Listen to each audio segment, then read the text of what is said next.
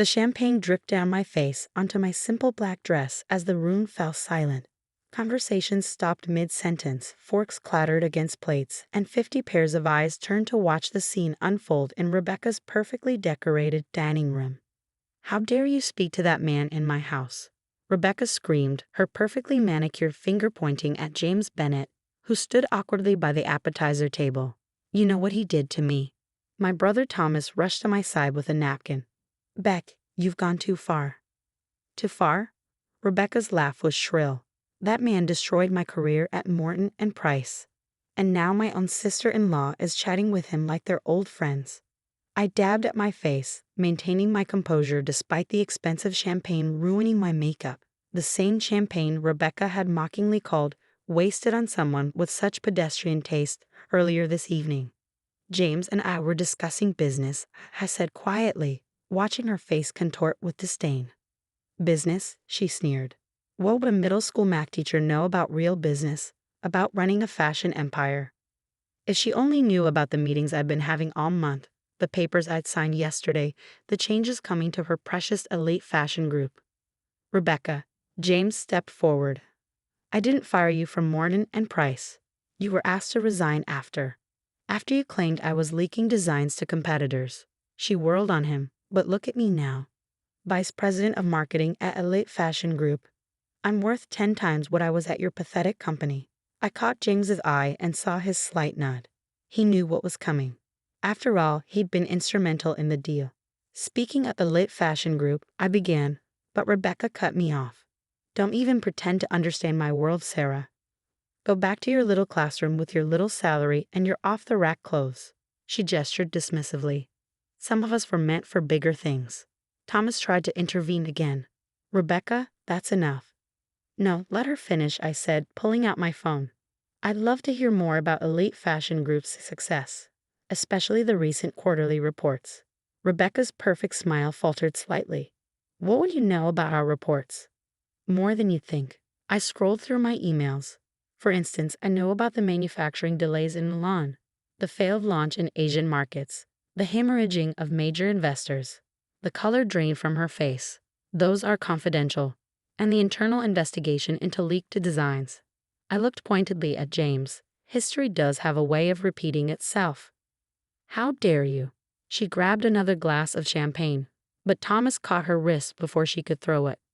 "Because," I said, pulling up a final email, "as of yesterday at 5 p.m., I own controlling interest in a late fashion group." The glass slipped from Rebecca's hand, shattering on the imported marble floor. "That's impossible."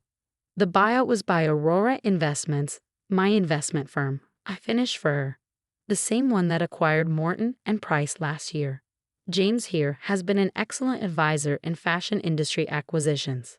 The room had gone so quiet you could hear the classical music playing softly in the background. A playlist I knew Rebecca had carefully curated to impress her guests. "You're lying," she whispered, but there was fear in her eyes now. I forwarded the email to her phone and watched her hands shake as she read the official announcement that would go public on Monday. 15 years, I said softly. 15 years of you mocking my career choices, my clothes, my lifestyle, all while embezzling from every company you worked for. I never." "Save it for the board meeting on Monday." I smiled. "Oh, did I mention? James is returning as CEO. We have some interesting files to discuss." Thomas looked between us, realization dawning. "Sarah, all those evening classes you were taking." "Business administration and corporate law," I nodded.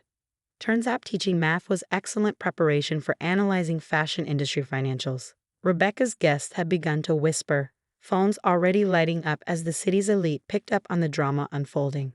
Her carefully constructed social facade was cracking. "You can't do this to me," she hissed. "I'm family." "Family?" I laughed.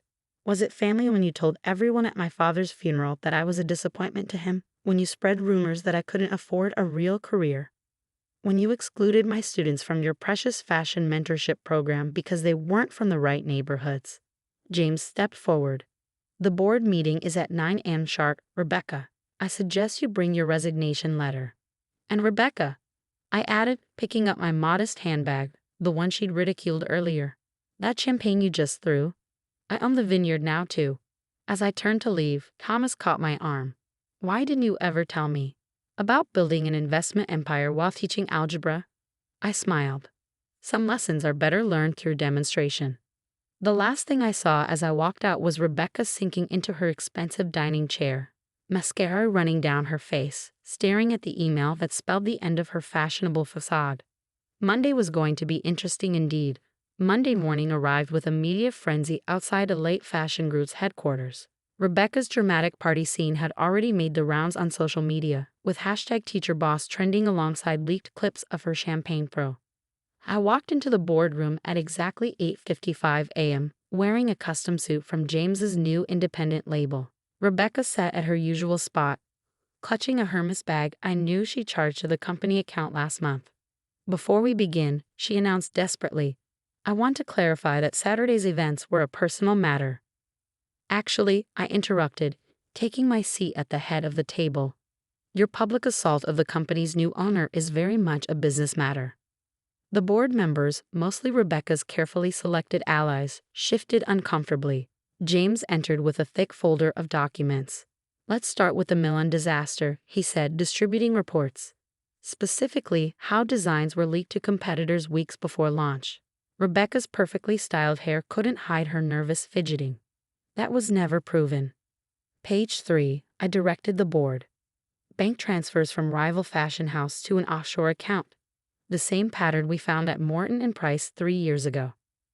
You've been investigating me, Rebecca's voice cracked. For 18 months, James confirmed. Ever since Sarah approached me about acquiring a lit fashion group. I pulled up the presentation screen. While you were mocking my little teacher salary, I was building a case. Every leaked design, every embezzled fund, every false expense report.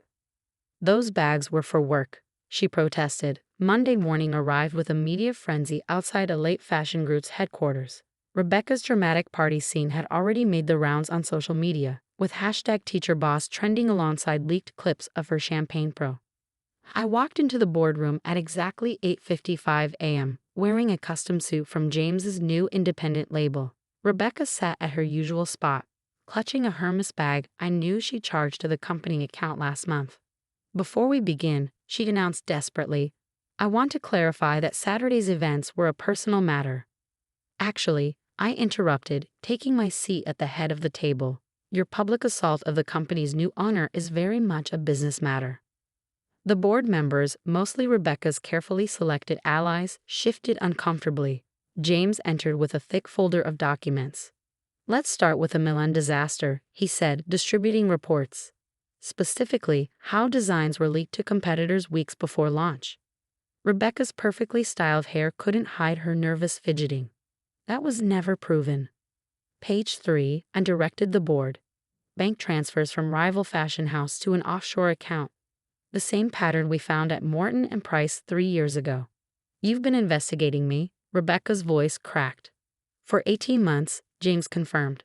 Ever since Sarah approached me about acquiring a lit fashion group. I pulled up the presentation screen. While you were mocking my little teacher salary, I was building a case. Every leaked design, every embezzled fund, every false expense report. Those bags were for work, she protested. The 10 Birkins charged a marketing research. I clicked through photos, or the business trips to Paris that just happened to coincide with Fashion Week. Thomas, whom I'd invited as a witness, watched his wife crumble. Beck, what did you do? What I had to, she snapped. To maintain appearances, to be taken seriously in this industry.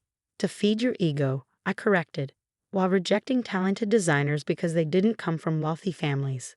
The board members reviewed the evidence, their faces growing darker. Rebecca's biggest supporter, a man who frequently flirted with her at company events, wouldn't meet her eyes. You have 2 options, I stated clearly. Resign quietly and return the embezzled funds, or face public prosecution. You wouldn't dare, she whispered. Think of what this would do to Thomas. Like you thought of him when you were stealing from the company?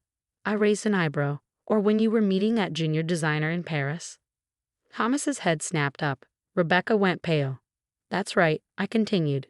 We have those receipts too. The solo business trips weren't so solo, were they? I can explain. She turned to Thomas, but he was already walking out of the boardroom.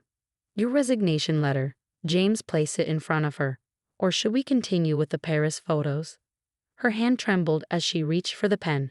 Everything I built. You built nothing, I corrected. You stole, cheated, and climbed over others. Now we're going to show you what real leadership looks like. By ruining me? By transforming this company. I stood up. The mentorship program you rejected. We're implementing it across all departments. Those scholarship cases you mocked. They're getting internships. Real fashion should be accessible to everyone with talent, not just those with trust funds. Rebecca's signature was shaky but final. As security waited to escort her out, she turned to me one last time. I never understood, she said quietly. How did a math teacher outsmart me? Because I actually did the math, I replied. And unlike you, I learned that true value isn't in the price tag. As she was led out, her designer heels clicking for the last time on a late fashion group's marble floors, James turned to me with a slight smile. Ready to announce the new direction? I looked at the board members, still processing the morning's revelations. Time to teach them all a valuable lesson about real fashion mathematics. 6 months later, I stood on a late fashion group's newly renovated design floor, watching students from my former math class present their collection ideas. The space, once reserved for only the most prestigious designers, now buzzed with diverse talent from all backgrounds. Miss Park, one of my former students called out, we applied the golden ratio you taught us to the dress patterns. I smiled, remembering how Rebecca had once sneered at my suggestion to use mathematical principles in fashion design. Now, our Math Meets Fashion program was revolutionizing the industry. The elevator dinged and Thomas stepped out. Since Rebecca's departure, he'd been slowly healing, even joining our company's legal team to help protect young designers' rights. The Paris collection numbers are in, he said, handing me a tablet. Turns out authenticity sells better than exclusivity. Our first show under new management had featured designs from scholarship students alongside established names. The fashion world had initially scoffed until the sales figures proved them wrong. Have you heard from her? I asked quietly. Rebecca, he shook his head. Last I heard, she was trying to launch her own line, but without company funds to steal from. Sir, a young intern rushed up to us. James Bennett is here with the community college representatives. The meeting room was filled with educators from local schools, the same institutions Rebecca had refused to work with. James stood at the front, explaining our new apprenticeship program. Every student with talent deserves a chance, he was saying, regardless of their zip code or bank account. I joined them, noting how different this room felt from the elitist space it had been 6 months ago. The pretentious art had been replaced with student designs. The exclusive guest list had given way to open doors. Sarah, James nodded to me, want to tell them about the mathematics of sustainable fashion. As I took the podium, I caught a glimpse of movement in the hallway. Rebecca stood outside the glass walls, watching. She looked different, simpler clothes, no designer bag. She'd been banned from the building, but security must have let her up for this moment. Our eyes met. In hers, I saw something I'd never seen before. Understanding. Maybe even a hint of respect. I turned back to the eager faces in the room. Fashion isn't just about aesthetics, I began. It's about equations, balance, the perfect ratio of creativity to practicality. And most importantly, it's about multiplying opportunities, not dividing people. Rebecca remained for a few minutes, watching silently as I explained how we were transforming her former fashion empire into an inclusive powerhouse. Then she turned and walked away, her steps lacking their former arrogance. That was closure for her, Thomas said softly. For all of us, I agreed. Sometimes the best revenge isn't destroying someone's world, it's building a better one in its place.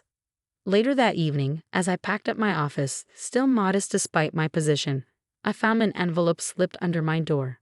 Inside was a note from Rebecca. You were right. About everything. The real fashion mathematics.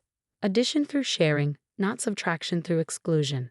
I pinned it to my board next to the company's new motto. Style has no price tag.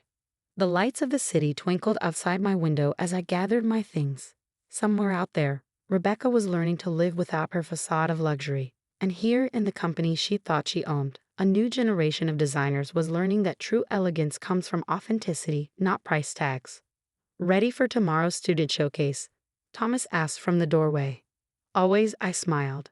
After all, the best lessons often come from unexpected teachers. As we left the building, I passed the wall of new designer photos. Faces of every color, background, and neighborhood. Each one proof that my greatest calculation had been correct. Talent x opportunity equals success. The fashion world had learned its lesson, and somewhere in Paris, there was an empty seat at Fashion Week where Rebecca used to sit, now filled by a scholarship student with dreams bigger than any designer label.